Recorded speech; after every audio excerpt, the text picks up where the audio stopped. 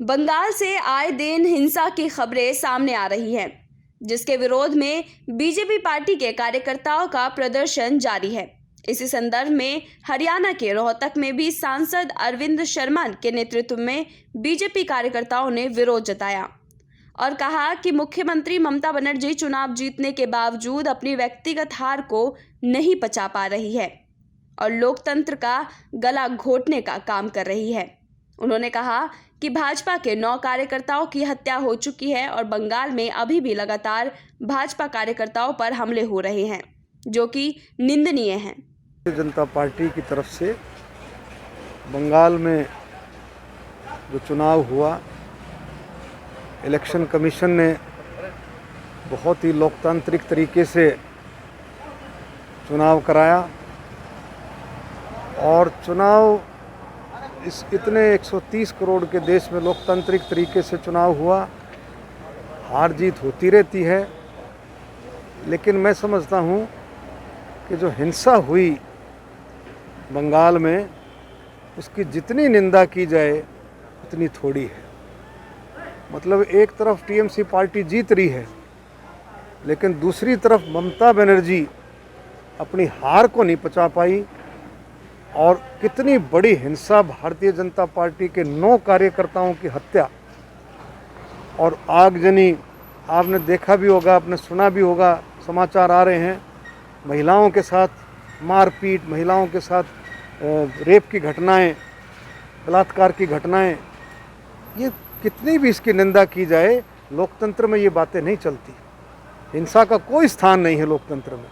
आपने पहले भी देखा होगा, लोगों ने कई टर्म राज किया है, लेकिन जब मौका आया, जब चुनाव हारे, तो बहुत अच्छे तरीके से उन्होंने सत्ता को छोड़ दिया। लेकिन यहाँ तो बात ही कुछ और है। यहाँ एक ऐसा माहौल पैदा किया जा रहा है, एक ऐसा डर पैदा किया जा रहा है आने वाले समय में कि टीएमसी के खिलाफ कोई भी अगर जाएगा तो उसका यही हर्ष होगा जो हमारे 9 भारतीय जनता पार्टी के कार्यकर्ताओं का होगा। लेकिन ऐसा भारतीय जनता पार्टी होने नहीं देगी।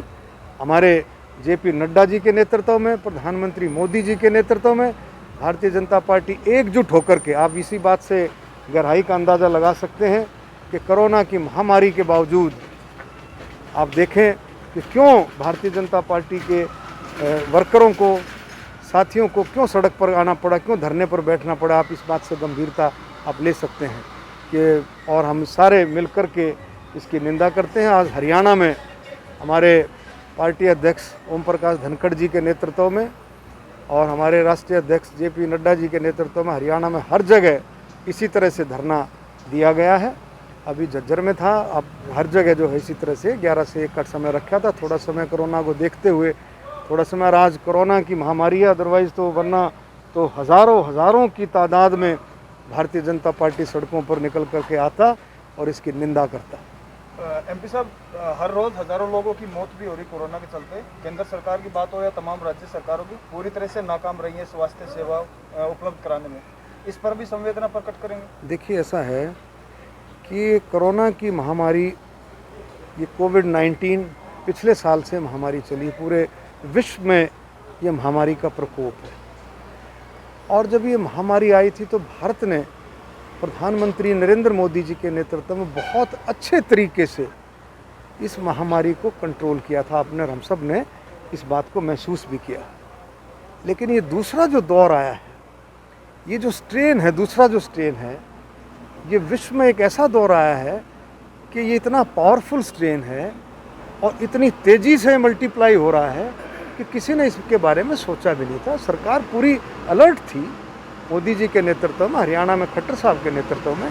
लेकिन वही बात है, जैसे मुख्यमंत्री जी कह रहे थे कि तूफ़ान की तो भाई तैयारी कर सकते हैं, सुनामी की पता लगता, सुनामी आएगी उसकी तैयारी तो आप देखते। लेकिन फिर भी सरकार बहुत अच्छे तरीके से कोशिश कर रही है, लगातार कोशिश जारी है कि जो भी सुविधाएं हैं, कोई ऑक्सीजन की सुविधाएं हैं, दवाई की सुविधा है, कहीं भी वो कम से कम जो है बहुत अच्छे तरीके से लोगों को मिले।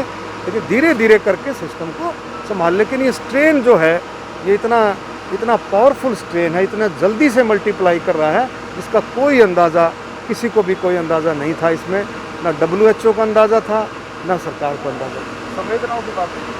संवेदना तो भाई सारे अपने गए हैं, सारे अपने जा रहे हैं।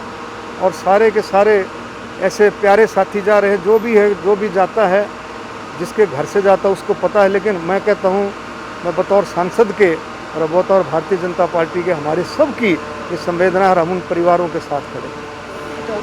100% प्लेसमेंट के साथ हम देंगे आपको मौका। Live 24 media institute, admission open.